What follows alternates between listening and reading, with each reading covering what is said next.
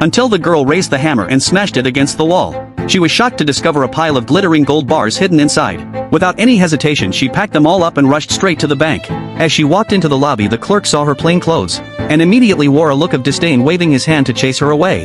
The girl didn't say much, she just silently unzipped her luggage bag. The golden light emitting from it startled the lobby manager. He walked over, quickly glanced at it only once.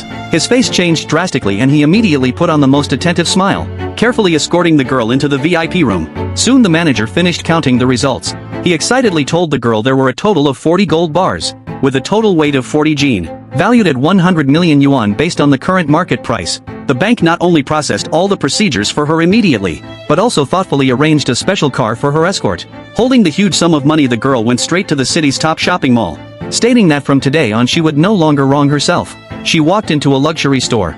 The price tags she once didn't dare to look at were now just numbers in her eyes. When she got home, she immediately contacted a real estate agent, putting her current house up for sale, preparing to give her greedy aunt and cousin a big surprise. The reason the girl did this was because she was reborn. In her previous life, she was in a serious car accident. When the nurse pressed her for payment, she found her card was empty. Enduring severe pain, she called her aunt, who had her supplementary card, lying in the emergency room waiting for the money to save her life. But the other party said she hadn't worked for years, claiming she had no money and telling the girl to figure it out herself. But her aunt was comfortably soaking in a hot spring. She had to call her cousin instead, who turned out to be even worse, saying she hadn't paid for her new bag yet, so how could she lend her money?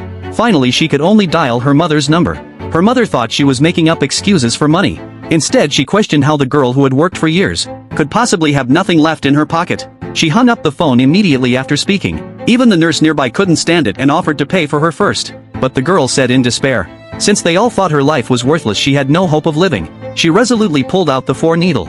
Finally, the girl died with hatred. Perhaps moved by heaven, she was given a chance to start over.